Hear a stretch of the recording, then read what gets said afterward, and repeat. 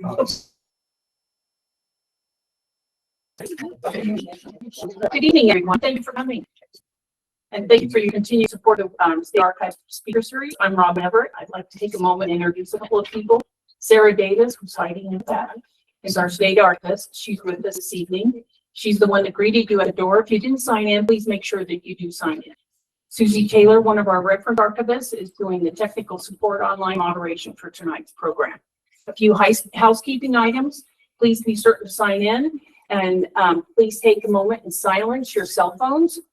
Restrooms are in the lobby back by the elevators. We also have remote viewers online this evening.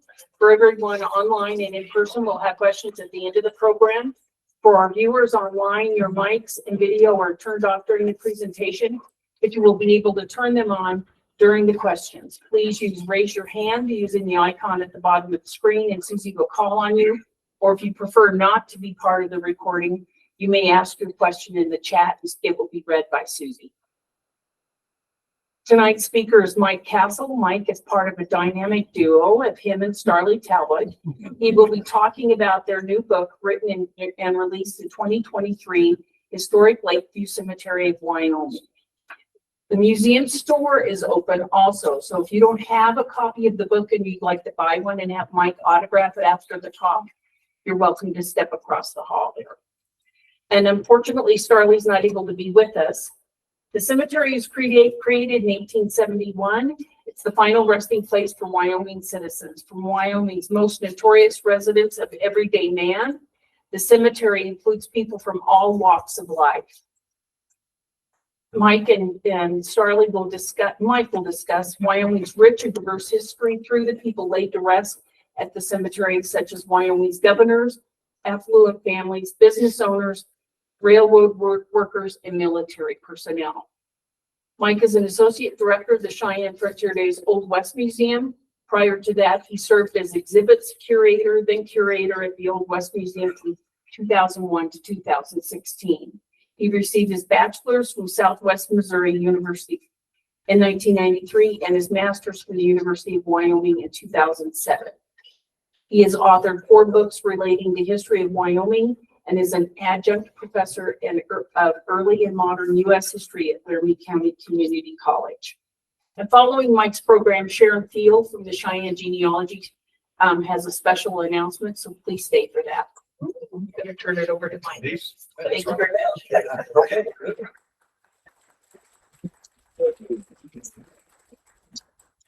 Thank you very much, Robin. Thank you very much, Susie. And Sarah, thank you very much. Welcome. I'm very glad to have a chance to be back and invited to speak here for the Wyoming State Archives once again on a subject that Starley Talbott and myself have found to be very interesting. Wyoming always fascinates us, and we are never in any shortage of finding marvelous stories wherever we turn. But it's amazing to me how many stories lay within the silent city that we have right in our midst here at Lakeview Cemetery. Now, the whole project that Starley and I got involved with was to do this book specifically about this particular cemetery and not all of the cemeteries in Cheyenne. The reason is the publisher has a book series that is about Lakeview cemeteries across the country, and there are dozens of Lakeview cemeteries, but very few of them are like ours, of course, because this one belongs to us. Well, it's interesting to think about these very interesting places. They're filled with lots of memory. They're filled with lots of people and lots of good tales to be told, of course. As we go through our community, a lot of people probably don't even recognize. Did I do that the other way? Lovely. All right, so there it is. I do this sometimes myself, and I don't really spend enough time paying attention to the environment that I'm driving through in our community. With my driving, that's probably a good idea. Just the same, so many people drive right past this important place in our community without giving it a second thought. The Lakeview Cemetery has been part of our community, as Robin was mentioning, for many, many years. If anybody passes through this and don't know much about it, they would, of course, be drawn to its park-like atmosphere. It's beautifully kept with all the trees, the flowers. It certainly is something that is pleasant to look at. But as they whiz past it, not give it much. And I guess they could be kind of excused for not doing so. Unlike people at previous times, we don't usually spend a lot of time thinking about the end of life. It does happen, but it's something that we push to the background. It's not something that's part of our popular culture. We know it happens, but we'd rather not think about it. So this place becomes relatively lonely, but it's still a place that we know that eventually it's going to be a place of mourning, a place of remembrance, but also a place of hope in those that believe in the afterlife. Now, these places that I find very fascinating about these cemeteries is that they reflect the community in which they are built. They're obviously made out of the community's citizens, but they also reflect a lot of the community's beliefs and some of the community's development. And it's all there in stone for everyone to see. The wonderful thing about cemeteries is that they're a tangible place of contact between the past and the present. And if people want to get in touch with the past, the people that were there are only a few steps away. Now, as I have mentioned before in my classes, these are something we always have to worry about, a place to put our beloved once they pass on. All throughout human history, this is what we've always had to do. If there's been life, death is close to follow. And so it goes without saying that we've had lots of ceremonies, and many cultures have had different ways of treating their dead. Now, we have religious festivals, trying to attempt to answer what happens to us after we die. But, being able to keep our loved ones close is still incredibly important to us. Now, instead of going all the way back and talking about the entire history of cemeteries, there are some cemeteries I just find to be unbelievably incredible. This particular cemetery I actually got a chance to see in 2016 when I visited Prague in Czechoslovakia. This wonderful cemetery is the Jewish cemetery in the Jewish quarter in that city. With all the terrible things that happened to the Jews during the Holocaust during World War II, the Nazis, for whatever reason, left this intact. We can speculate about why they would do that, both nefarious in character or it just wasn't important. We're very fortunate a place like this still survives, because this is a cemetery that is, well, not atypical for things that you'd find in older parts of the world where you've had people being interred in the same place for so long. This particular cemetery, you'll see that's incredible number of headstones. It's a small place. This cemetery is about the same footprint as the land that the Barrett Building sits on right now, but they think it contains up to 100,000 people. It's an unbelievable place. And if you go through this, it's just a big high wall that's about 15 feet tall. And then if you climb on top of that wall, you'll see this wonderful church in it. This churchyard was put in place by the Jews of Prague, beginning in 1439 is the earliest burial that they found. And the last one was in 1786, so for a period of almost 300 years. This was a place, according to Jewish custom, you couldn't take anybody out of the ground, so they had to be left there. And of course, being in the middle of a city, it was hard to keep expanding the cemetery. So what they did is they just kept bringing in more soil to bury over the original cemetery and then reinter people on top of the people below them, and so on and so forth. And every time they did put in a new layer of soil, they just pulled up the headstones and stuck them up on the ground. And so it just kind of kept going higher and higher. Now, this is something that's not uncommon. If you go to some of the old churchyards in England or in other parts of Europe, they are replete with huge numbers of headstones like this because they've been burial places for families for generations. Well, that tradition came over to the United States too, and particularly in the town of Boston, one of our earliest communities. Obviously, this is a much more recent picture than the time period I'm talking about with the Puritans. But what's fascinating is that these cemeteries, which were sometimes on the outskirts of the community, because there was always the concern that the dead have some problems that are associated with them. The fact that they might have disease, the fact that they might leach into the groundwater or so on and so forth. It's not pleasant to think about, but they had to. And unfortunately, communities like this, like Boston, grew up around these old cemeteries and they didn't move the bodies. Well, by 1831, this did become quite enough of a problem that it became a rather significant impetus for a group of people that thought we needed to do something in America before we built our cities around these potentially dangerous places. And so you had in 1831 a group called the Massachusetts Horticultural Society that launched an entire movement called the Rural Cemeteries Movement. This is an interesting movement because what they were basically saying is that instead of having these cemeteries in the middle of our communities, let's put them far enough away from our towns so that we don't have to worry about the disease or anything else that would be associated with these places. And when they did that, the Horticultural Society hired architects and other designers, and they actually created one of our first American cemeteries.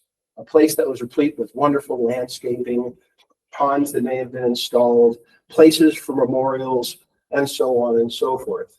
We go to many of the bigger cities, and a lot of our cemeteries look like parks, and that was done intentionally. They were supposed to be a place of quiet repose, contemplation, and thought. The whole idea was to get them as far away from the rest of the community as possible, and also to make them look very, very pleasant instead of what the cemeteries were before. This became very prominent as other communities of the United States started growing up. They followed this same pattern. As a matter of fact, what's fascinating about these early cemeteries, this is the first example in American history of urban planning. So they laid out the streets on purpose. They laid out the ground on purpose. They made sure that everything was in the right place in the right way. They first did this for cemeteries. This is also where they predated all of our public parks. They originated in cemeteries, and eventually we started thinking, well, why should they get it? Let's do it for the living too.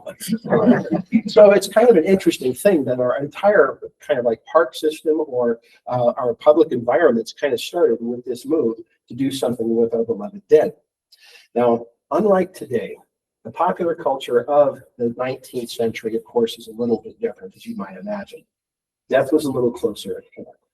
It's kind of shocking if you go back into time and start looking at what people had to deal with, that they were at death's door much more prominently than we were today. Part of that is, of course, the Civil War, right, the Battle of Antietam, a terrible conflict. But I was shocked when I started doing some research about this, that in the Civil War, we obviously knew that it took a lot of lives, but it was 2% of the American population during the course of that war. And that just happened in a period of 4 years. So a lot of death touched a lot of lives very quickly.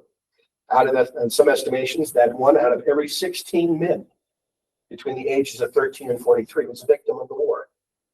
So that touched a lot of people. Other things that started making people think a lot about death, aside from deep association with people that were killed, was the fact that we were massively urbanizing and our cities were growing in rapid fashion, expanding and growing up and just being absolutely incredible. Not a problem. We know where we're going. All right, one more, and here we go. But yeah, you can see these crowded tenements, the huge numbers of immigrants that are coming in. That's not a very healthful situation. No good sanitation, no good plumbing. It's just an absolute disaster waiting to happen. With greater collections of people, you get greater collections or better exposure to disease than you could ever possibly have before. And so this became an incredible problem. It's kind of sad to think that in this time period that we had a massive infant mortality rate. During this time period, especially in the Gilded Age and the Victorian era, 1 in 10 infants died before the age of 1. Going a little bit further, by 1900, where I think we're getting into the 20th century, 30% of all deaths in the United States were children under the age of 5. You also had a large number of women. 1 woman in 30 died in childbirth in 1900. Beyond that, the average life expectancy with all of these conditions was about 40 years if you were wealthy and were able to take care of yourself. If not, your life expectancy could be significantly lower for many, many people. Now, concurrently with all of these problems, we did have doctors who were trying to practice new forms of medicine. But of course, when they were practicing medicine, they did not understand good septic procedures. And plus, they didn't have good anesthesia, so the pain was unbearable and could kill patients as well. So doctors tried what they could, but it was no guarantee that you were going to survive even medical treatment to solve a lot of these problems. Now, as I had mentioned before, the diseases were bad. Poor sanitation is terrible. I mean, just thinking about where they put outhouses in urban environments. That's a lot of people using a hole in the ground right behind kitchens or right outside the streets. Disease is rampant in all cities in the United States and elsewhere. There's poor sanitation. Everybody's using common well water, creeks and streams, outhouses, polluted water sources. Well, it's a very deadly place to be in the 19th century in America. Unfortunately for the American families, they're the ones who are going to be taking care of most of the dead. And in some instances, the families are going to be able to, once their family member dies, they may not be able to get the help of an undertaker or someone like that. They have to deal with the dead on their own. Or, which is also very common in the Victorian era, once someone dies in the family, the body is given back to the family so that loved ones can come visit. Many houses during the Victorian era are built with mourning parlors that are off to the side of the house where you can come up from the sidewalk and look in at the dead without disturbing the family, or the family would actually have the ceremonies inside their homes and keep their loved ones as long as possible before having to put them in the ground. So yeah, it's kind of a very interesting place. And unfortunately, mourning was a much more prominent part of American life. Cemeteries, of course, also reflected this care for the dead and people a lot closer. And this whole environment was something that was very meaningful to them. And in some surprising ways, which we'll get to. Hey, that's fine. That's general American history and cemeteries and our association with death in very short fashion. Fascinating subject. But what about out here in the West? Well, out here in the West, as the railroads were heading this direction, of course, there was a risk to be had, especially building the railroad. You had 10,000 men working in very interesting conditions, and accidents happen. That's very true. What I personally find fascinating is here in Cheyenne in 1867, actually around July 4th, 1867, the same time period that Cheyenne is being founded. The founder of our community, Grenville Dodge, notes in his journal that 2 Mormon road graders are killed just shortly after he and the rest of the United States Army set up camp.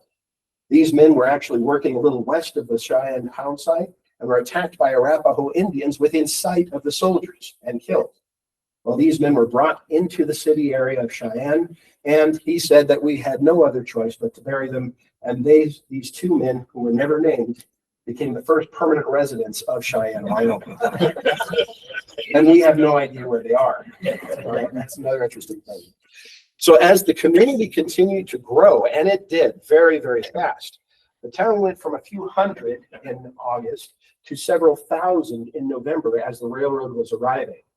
But as people got into Cheyenne, they kind of had this rather unique experience because everybody that was out there was relatively hale, hearty, healthy. There were very few people dying. Sharon Field, who's with us today, found this wonderful letter, and she doesn't mind if I steal it because I think it's kind of fun. But there's Mr. Jordan wrote to his sister back east a particular quote which I enjoyed. He said, "I will stay here this winter, I think. It is the most healthy climate in the country here. No one is ever known to die here. Some are talking of sending east for dead men to start a graveyard. We have none here, but we have everything else." It's not a bad start for Cheyenne. All right. Well, unfortunately, that's probably a little optimistic. This whole thing about death follows us no matter where we go. So yes, a cemetery was needed. Now, what I find also fascinating about some of the early depictions of any of our communities, and this is the earliest known picture of Cheyenne. But anyway, here you have an aerial view. We have the early railroad. It doesn't go very far west.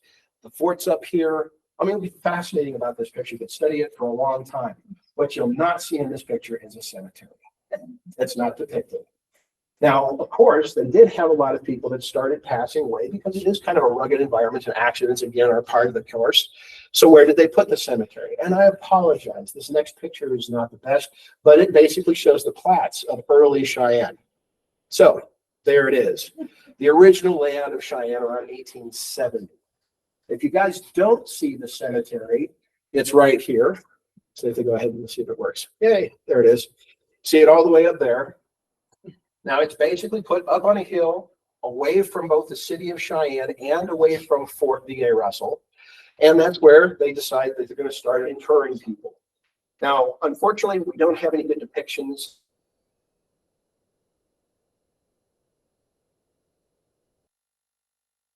What we do know is be on north side 28th Street between Ames and Snyder Avenue. All right. So yeah, if you're living in the neighborhood, don't think about it too much. So yeah, the city isn't grown up that far. It used to be way out there in the countryside. It's not that. Well, anyway, there was a problem with this early cemetery. Let's see if I got a nice picture. That's a nice little kind of an idea what maybe could have been there. An old pioneer cemetery. That's actually from Carbon, Wyoming. But anyway, so they had these headstones. Yes, you passed. You could get your ceremony from the church, or you'd be buried by friends. They take you out to the cemetery. Nobody was in charge of it. There was no fence. There were plenty of stories of middle of the night burials that were not authorized, but nobody was authorizing, so who would know? If you're one of the, what's that? There are no records. That's right, for this early cemetery. which makes it even more fun if you live in that neighborhood. Don't think about it. All right. As it turns out, you know, these people were first able to bury people anywhere they wanted to in this public cemetery, and there wasn't a problem. It started being a problem when you had the cemetery starting to fill up, as it gradually did. It was hard to find an unused piece of ground because it was so haphazard. Now, as you had heard before, that this was an okay situation until about 1871, when the city fathers decided, that's only 4 years after the town was established, there was a little bit of a problem. We also started getting into this case of disputes around Crow Creek, the water rights of Crow Creek, because drainage from the cemetery was running into the drinking water. All right, so this was not a good place to have a cemetery, and so they decided that something needed to be done. And there were calls for a temporary graveyard outside the city, and on April 13th, 1871, the newspaper reported that finally the community was going to do something about it. The editor says, it is not particularly pleasant sometimes to have to write upon grave subjects. I appreciate it. Right? And it isn't especially thankful task to congratulate a people upon the provision of pleasant and suitable locations and surroundings of their last resting places. But it gives us some of this questionable, it gives us some of this questionable sort of pleasure to announce that a movement is now being set afoot for the establishment of a new cemetery near Cheyenne, to be located below the city and enclosed with a fence and have other improvements. The location of the present one, being on the watershed above town, is wrong, and its condition upon being entirely without a fence is a shame upon civilization. And we are glad to know that a radical improvement is to be made at once in this respect.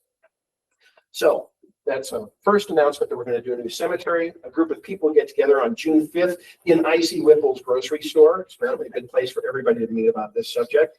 And finally, on July 15th in 1871, a lot of discussion comes out. The newspaper editor says, at a meeting of citizens on Thursday evening at Whipple's store to discuss the question of a location for a cemetery, a committee was appointed to report upon a proper location. Put it far enough away, gentlemen, and it would be better for it to be 5 miles out of town than 1/4 of a mile within city limits, which is approximately where it was. So, on May 10th, 1872, a new cemetery was located northeast of the city, approximately 1 mile outside of town. There was no wood available. Shock. It's Cheyenne, after all. There was no wood available for a fence, so they have to build one. And there was already growing complaints that people were burying their dead again without supervision or record. So there you go. Now, the other wonderful thing they started doing here in 1871 and 1872 is they started moving bodies out of the old cemetery to the new one, those that they could find. Don't think about that. All right. So bodies that could be identified or moved to their new location, along with their headstones, most but not all. So again, to give you an idea of where all these wonderful places are. So here is kind of where the old cemetery used to be. There's the 28th Street and Snyder. All right, kind of in that direction. We have plenty of wonderful houses built on there. Don't think about it too much. But in 1935, while they were working on Dodge Street, or Dodge Court rather, right around this house, they were putting in a sewer system and found 4 more bodies that nobody knew about. 2 adults and 2 children. All right. So it's possible there might be some residents up there that have been there longer than the people in the neighborhood. Just the same, every time that they are found, of course, they got removed to the new Lakeview Cemetery. All right. Now let's see. Moving past this a little bit. Where am I going? Perfect. All right, here's another wonderful picture. This goes a little bit further into the future. This is about 1880. We're talking right about the same time period. A lot of these cemetery improvements are being made. The city is growing by leaps and bounds. We have an original city park up there, which is literally on the ground we're sitting on. Right, so that's basically where we're at, is this nice little park next to the hospital up there. Again, no picture of a cemetery anywhere. All right, it's just something that just wasn't done for the privacy of the dead, I suppose. Well, anyway, as the community started to develop and grow, they began to start wanting to pay more attention to the burial places of the dead as well. It was about 1874 that finally the city decided to get very serious about organizing and getting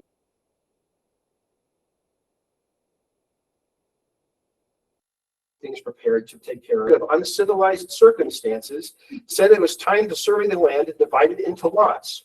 And it needed to be fenced, and a sexton should be hired to record burials and manage the site. On August 24th, 1874, city surveyor Mr. Blackstone made a plat of grounds, very similar. Oh, let's see, where are we at right now? So there's the old cemetery right up here, and there's the new cemetery. I've been talking about it, now you see it. Oh, somebody would always say, why would you call it Lakeview Cemetery? If you see on this map, it's quite obvious. It's up on a hill, and there's nothing between that cemetery and this wonderful reservoir down here we call Lake Minnehaha, or Holiday Park. So yeah, that's Lakeview Cemetery. It did have a lake, you can see, before they built up a bunch of houses and planted trees and everything else. So that lends itself to the name. But believe it or not, Lakeview Cemetery didn't have that name until 1905. What's that? Yeah, The editor of the newspaper is the one that started. Right. He finally decided to give it a nice name besides the city cemetery. So I don't know if you can still see the view. 1905. All right. Just the same. Let's see if I can't go a little further forward. Let's take a look at the plat that they had. Oh, yeah. Much nicer. All right. First of all, there's the plats that they were talking about. And here you have in the cemetery boulevards, rondelles. And it's amazing that in this time period, this is when you started having a lot of people, especially if they were involved with, say, for instance, the Knights of Pythias or the Knights of Labor. They would collectively, as part of their membership, pay for lots together, so that there would be a place for everybody to be buried together. You'll see that when you go into the cemetery. You'll have the Masons buried in the same place. You'll have the Knights of Pythias buried in the same place. That was part of membership. It was important to them. All right, other things that are interesting that happened in 1874. Let's see here. October 2nd, the city engineer was made responsible for all records of sales for lots, and the proceeds would go towards a fence, finally. And they designed it to be 3 boards high with a cap board, and the posts were to be 8 feet apart. And they started building it. So they did get that done. On April 1875, Frank Hunter becomes the first sexton of the cemetery. And it was his job then, not the engineer of the city, to keep records. You would also see what lots were purchased, what date of burial was there, the name of the deceased, and the cause of death. All pretty important details. All right. The first recorded death that was recorded, unfortunately, was of a little tiny young boy by the name of Daniel Kassels, who was only 2 years old.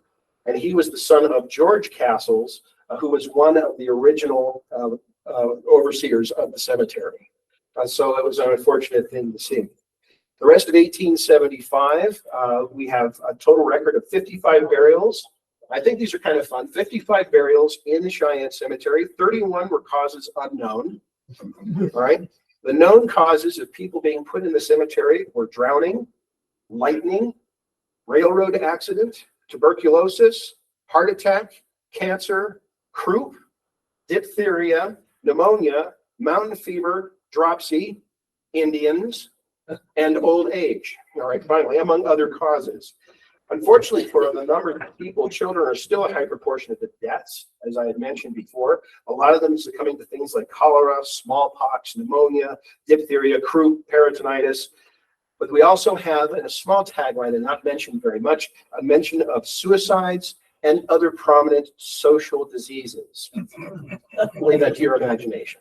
All right. So they're beginning to take good care and good records of what's happening and who's being buried there. In the 1880s, improvements continued as the city grew and became more affluent. And the city was not neglected at all. As a matter of fact, as I had mentioned, people in the Victorian era, like, say, for instance, this is a picture of one of the early sextons. Most of the landscaping that took place in the cemetery is done by private citizens, the people whose loved ones are interred in the cemetery. This is his own private house in Rosearden. Here's another view of it, but you can see that it's starting to look very, very nice. But it's, again, thanks not to the city, but by the citizens of the community that are actually doing this. In 1887, the cemetery was such a popular destination, and this is not uncommon in American societies. We actually had one of our streetcar lines put to it. We actually had that included as a stop on the streetcar line to stop at the cemetery to let people on and off. Believe it or not, after church ceremonies and nicer weather, it wasn't uncommon for people in Cheyenne to actually have picnics in the cemetery, to play games and spend all day with their deceased loved ones and otherwise. Some cemeteries had bandstands. I don't think we ever had one of those, but they did have them in cemeteries and other locations. Of course, there are other reasons why you would go to cemeteries, because there were a lot of social events and gatherings going there, especially around Memorial Day, which was established to celebrate men who had passed away during the Civil War. The Grand Army of the Republic constantly had annual celebrations attended by everyone in the cemetery, where they would have big soirees for those that had passed on. Right, so this is very interesting for a lot of people. Just the same, the cemetery in the interim and all the way today still has the responsibility of being that repository for our loved ones. That never changed.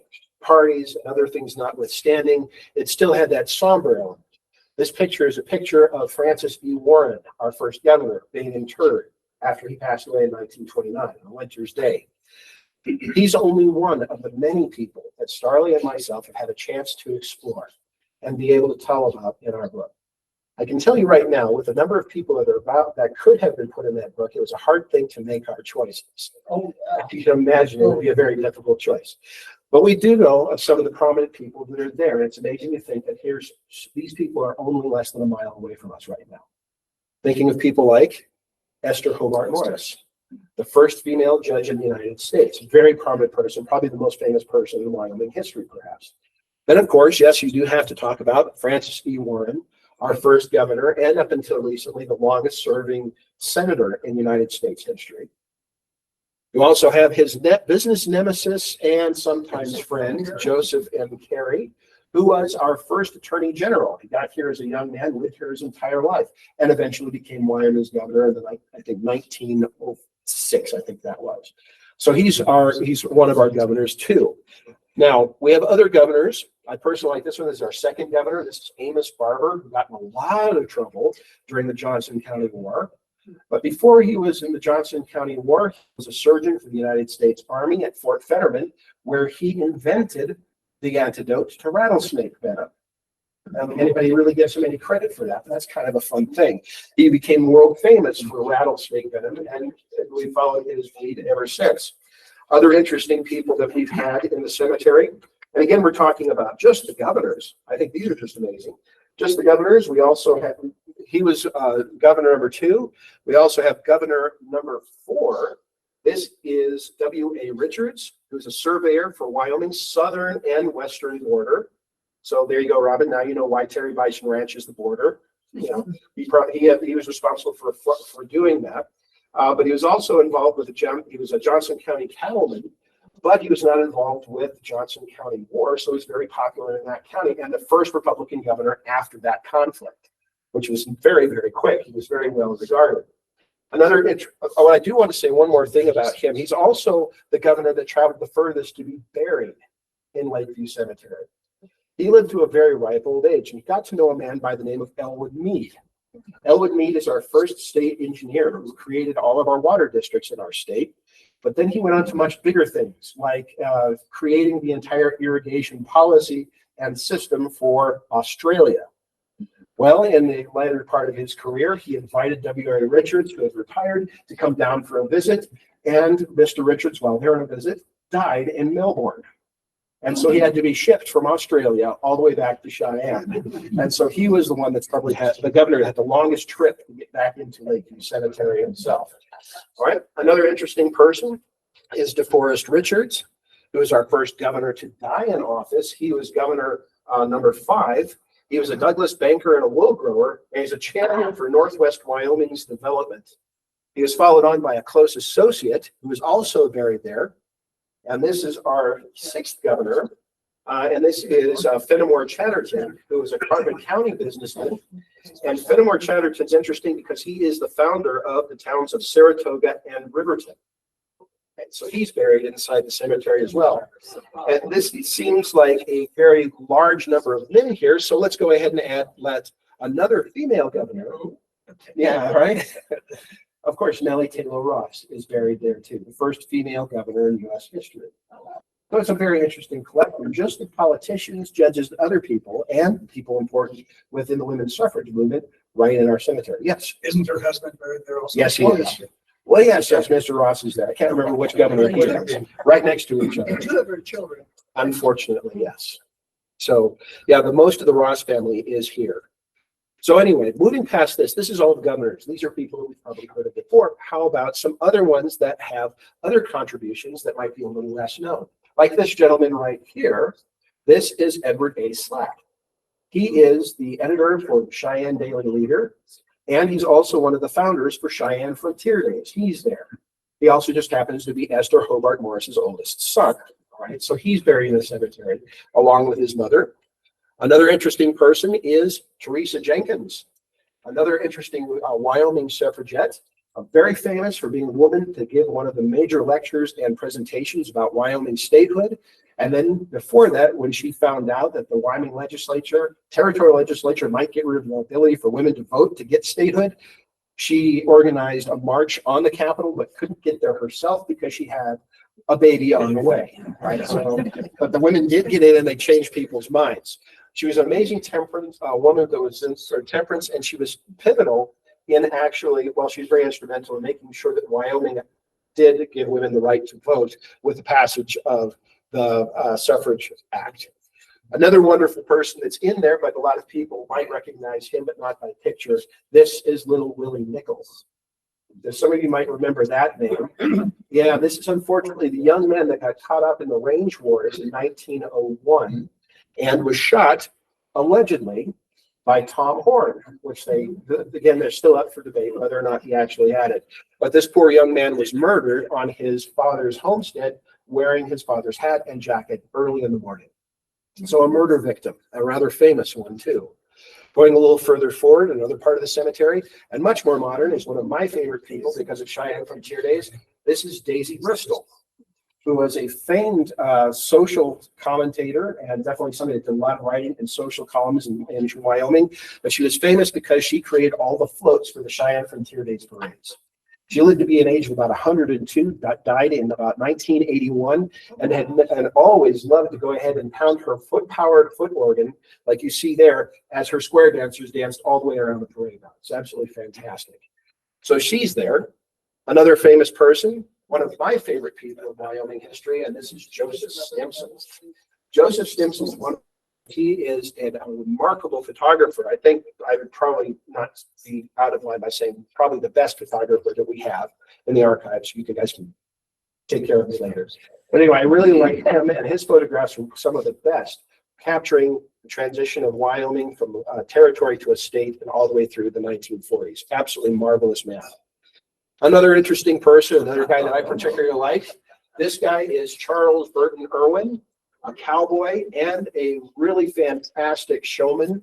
He owned the Y6 Ranch north of town, was a stock contractor, and believe it or not, he used to be a very, very good cowboy and foot racer. He was a champion at Cheyenne Frontier Days, and then after he got too large to compete, he became the man to supply all of the stock, a lot of the acts, and a lot of the race horses for Cheyenne Frontier Days. He raised horses that were competitors to the famed horse Seabiscuit, which some of you may have heard. Certainly one of the people that liked to go ahead and challenge. As it happens, when he died in 1935, he weighed over 500 pounds. There was a thyroid problem. It's not like the man didn't want to get that big. He wasn't eating everything. But as it was, he became the largest man that I know of that has ever been buried in the cemetery. Right. Wonderful individual. All right. And last but not least, you've probably not heard of this guy, but a lot of people in early Hollywood knew this guy. His name is Jim the Kid Willoughby. Jim Willoughby was actually a cowboy out here in Wyoming, was renowned for his roping and riding skills, and found true employment in the nascent movie theaters, or I'm sorry, movie lots in California. And when he was killed in a stunt, he was brought back to Cheyenne to be buried in Lakeview Cemetery by somebody. Let's see, what was his name? Oh, famous actor. I can't remember. He used to play alongside Mary Pickford. I can't remember. You guys remember Douglas Fairbanks. Douglas Fairbanks. Senior. Yeah, so he actually made it a personal point to come back and bury her, or bury Kid Willoughby in Cheyenne He Cemetery. paid for everything too. And paid for the whole trip. Yeah, so it meant something to a lot of people. So Lakeview Cemetery has had a lot of interesting celebrities and people that are politicians, famous in our history nationally and otherwise. But then we also have so many other people. And this is where we could start taking a look at the cemetery as an interesting reflection of our community. We have within the cemetery a large number of Black people that were buried in the cemetery too, because this was a shared cemetery, regardless if you're with a white congregation or a Black congregation. This was the place where everybody was interred. It was also an interesting place where this is a lot of our immigrants were also interred, especially the Japanese. We have a whole section where we have headstones that are Pacific Railroad and practiced their own rites and buried these folks inside the cemetery. And another portion, another group of people that were buried there before moving on to another cemetery later were, of course, the Greek community that came into this town. Another section where everything is written in Greek. And still very interesting and fascinating place to look at. This is one of the only above ground sepulchres that we have belonging to this Greek railroader. It's the only one that I've ever found with a skull and crossbones on it. So it's kind of a really fun little landmark inside the cemetery. So it reflects not only the wealthy and the affluent and the well-known, but also a lot of our ethnic history inside our communities, which is really fascinating to find when you can. So this entire cemetery has been with us since 1871. And at the time period when it was put out there, it was perfectly placed to be that park that people could go visit, and it was away from everything else. Well, this road that you see here, which is originally called Boulevard Street, got renamed into Pershing Street, right? I think this is a fascinating transition. Here you have that fence. Sharon, I'd like to point out that fence used to be around the state capitol building, but then got purchased and moved there after the wooden fence got burned down. Yeah. Yeah. Two little boys striking matches. Yeah, two little boys striking matches, burned down a cemetery fence. How much trouble do you get for that? But anyway, so that fence is there. I think the transition is amazing to see how the cemetery stays and the town around it changes. So the cemetery has been an interesting place and a part of our community for so long. It's a resting place for governors, judges, businessmen, clergy, teachers, laborers, people from all different kinds of backgrounds. It is still today a place of mourning, memory, peace, and solitude in the middle of our thriving community. And it's still very much appreciated. People that are still using it, it's still very active, and it's still considered to be a very beautiful place to visit and fascinating as well. If you get fortunate enough to do so, I think you guys should take advantage of a really neat opportunity, which Sharon's going to tell us about. There she is. That's a wonderful picture. In front of our one of these wonderful artistic headstones. They're just amazing pieces of art. But in every August, they have a cemetery tour that you can participate in, and they have reenactors. Excellent people doing wonderful jobs recreating some of the many thousands of lives that are inside the cemetery. And if you want to go visit it yourself now, Cheyenne is very forward thinking in the fact that they actually do have a publication of their own where you can actually visit a lot of these famous people that I've mentioned on your own recognizance. You can do it on your own time. You can do it with a larger book or even a small pamphlet. Either one of those things the cemetery gives you is well worth the read. As for everything else, I really do appreciate the opportunity to be included as a possibility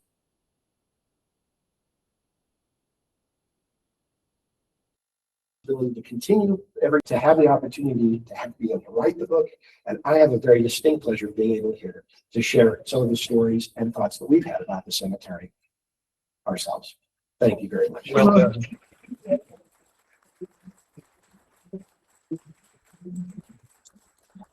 Yes, That neighborhood yes. is my neighborhood. Don't think about it. And about 3 to 5 years ago, Yes. somebody was doing work in their yard. I don't know if they were having a sewer line laid or a tree dug up or what, but they found human remains. Robin, Yes. every town in Wyoming that I've researched has had this problem because they start out with a cemetery in the center of town and it has to be moved. And if you did not have a tombstone or did not have a family that was there saying, okay, this one has to be moved, they did. Yeah, It's as simple as that. yeah. And especially along the UP Railroad. Mhm. There's an old one and a new one all along. Well, it's an interesting thing to think about too, that we've had in every cemetery, even Lakeview has a potter's field where you can't afford a headstone or otherwise. Right now we have good records. We know who's there. There aren't many stones there, but if those records get burned or disappear, we have no idea. It's an easy thing. It's a very fragile type of record keeping. So Yeah, always interesting. Yes, sir. Is there any evidence of the influenza epidemic that came across the country? Oh, yes. And is that on base or is it in the cemetery or? Both. When you look at the record book, we turn to from October to March of 1918 and 19 Spanish flu. Right on that. Cheyenne lost something around, I think we lost about 140 citizens. I indexed the mortician records of Douglas, and they were to the point where they would just put the name and the date and Spanish flu down, nothing more. Mhm. He had so many, the mortician did. It was so fast. And as a matter of fact, a lot of the morticians were terrified to handle the bodies lest they get sick themselves. So they buried them as quickly as they possibly could. And yeah, I think that Cheyenne, I think not Cheyenne, but the entire state of Wyoming lost, I think, about 843 citizens in 4 months to the Spanish flu, which is very high lethality. It's actually more people died during the Spanish flu in Wyoming than we had soldiers who were killed during World War II. That's absolutely right. So many of those soldiers coming back were on the train, probably weren't residents, but died on the train. And my friend, he was a Change of Life child, he was one of my peers. One of his uncles was a doctor, and he claimed that there were bodies stacked like hardwood, Oh, yeah. to be buried because of all the deaths. Especially where they were housed in small, like a dormitory Right. on the bases. It Yes, just went right through them. it's a shocking story. The story about the spread of the Spanish influenza is shocking across the country, but we actually documented it rather well about how it got here. I can't tell you the exact date, but I think the exact, no, I do. It's October 8th, 1918. We had our That's first what Spanish from flu October. from October on. And the first death of the Spanish flu was a 2-year-old boy in Casper. And then it just snowballed from there, unfortunately. So, I mean, that's a whole different story, but a very important one. And yes, it does leave its mark on all the cemeteries in our community. Yes, Charlie Irwin's house is at the corner of 28th and Pioneer. yes. And if you look at the front, his brand is in the sidewalk. Yeah, the Y6. The Y6. The Y6. It's a neat place. Yeah, he had a very interesting life. Lived a good portion of his life here in Cheyenne, but loved being north of Cheyenne. He drove like a bat out of hell. That's what got him. He got out in the car accident. But his driver killed him. Oh, yeah. But it's the wonder he didn't. Many His stories. son-in-law. Oh, his son-in-law. I would hate to be the one to live that down. It's a poor, sad story. Yeah, good points. Yes. Is there a connection between this cemetery and the cemetery on the north side of Pershing and on the other side? Well, the cemetery that we're talking about right now, the Lakeview Cemetery, is predominantly Protestant. You do have some Greek Orthodox in there, and of course, other religions that are in there with the other ethnic groups. The Catholic Church, I think, the earliest record that I saw of Olivet Cemetery, which was the one north of it, is actually the Catholics continued to use the older cemetery for a period of time before they moved to Olivet Cemetery, which is on the north side. And that's been kind of a divide, literally, between the Catholic cemetery and the Protestant cemeteries, with Pershing right down the middle. It's kind of not blunt separation between them. But of course, you also have the Jewish cemetery, Bethel, And which is on the north side. What's that? Oddfellows was right along Pershing. Right. Strip. Then the Jewish, then Bethel. Then Bethel. Thank you. Yeah, that's right. So I mean, there were separations because of different rites and different traditions. And well, congregations basically kept to their own, even at the cemetery, even in death, they had separations. So that one, I think, to answer the question, I think Olivet Cemetery was established, I think, around 1910. I think that's about right. I'll have to double check that. I didn't study that one quite as thoroughly. The problem is the Catholic Church kept the records, and some priests were good at keeping records and some of them weren't. So when it was turned over to the city, they had no idea who was buried where in many times, in many Common instances. problem. Yeah, it was very common. Mhm. So they've done an inventory of the stones, then they looked at what records were there in the Catholic Church. But one sexton told me, he said, I do not bury in the older section until I've done a probe to make sure there's nobody there. Yeah, you could move in on somebody's territory. Very much. I'm sorry, I wish I could be able to answer your question a little bit more thoroughly. Yeah. Any other questions?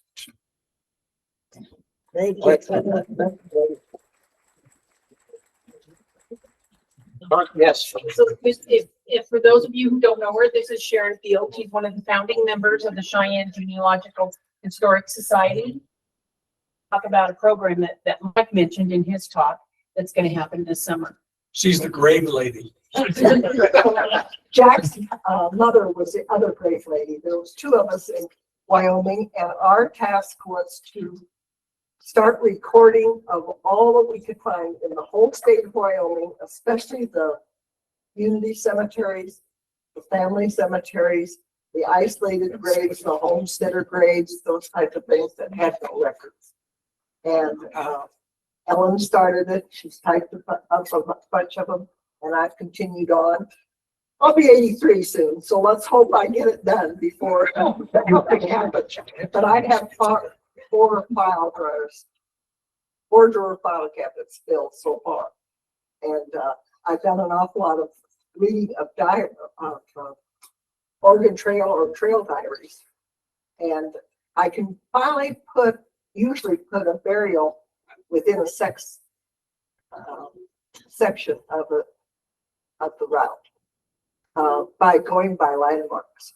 Of course, the graves aren't marked, but I can tell where they were buried. So those are in the files too. And that'll be something that perhaps someday somebody might need to know.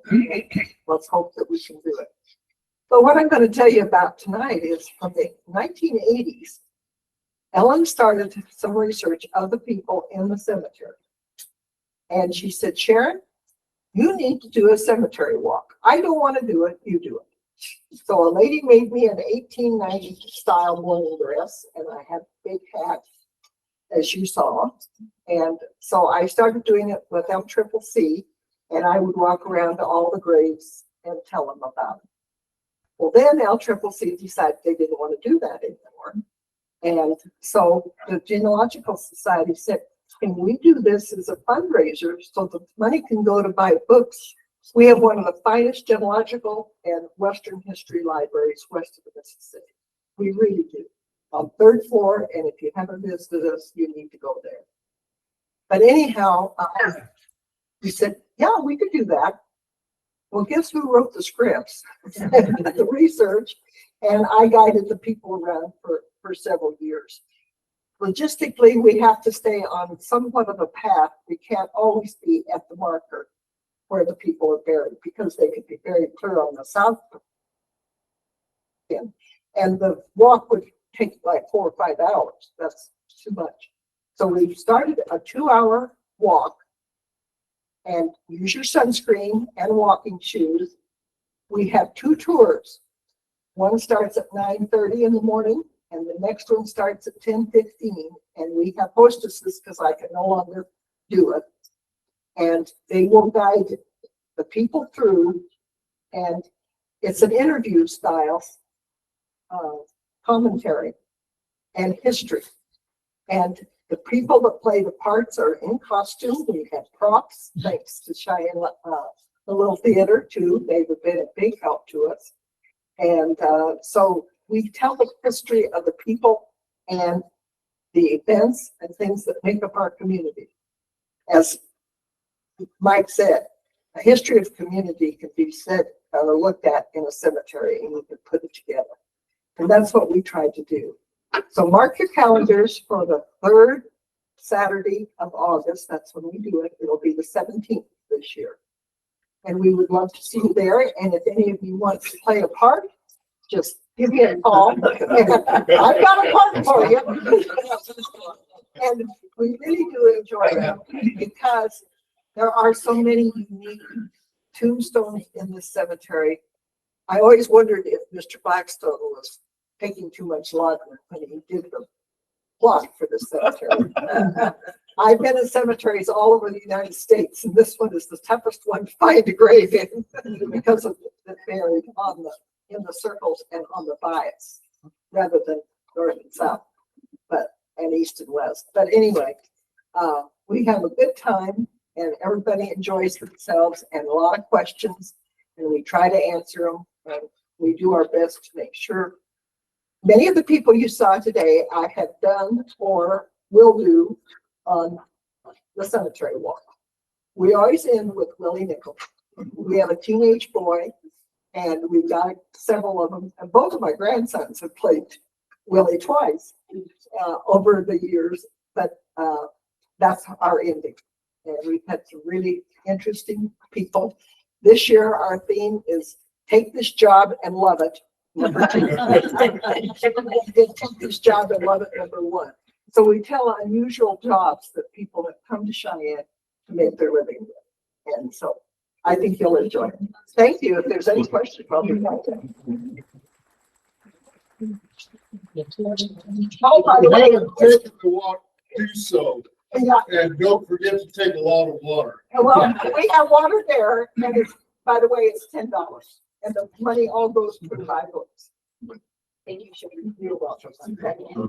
Thank you very much for coming this evening. Remember, if you don't have a copy of Mike's book, you can purchase one at the store across the hall here. And please join us in March. Josh Camp and Dudley Gardner will be talking about the Piedmont Kilns on March 14th. Thank you very much for coming this evening. Have a good evening.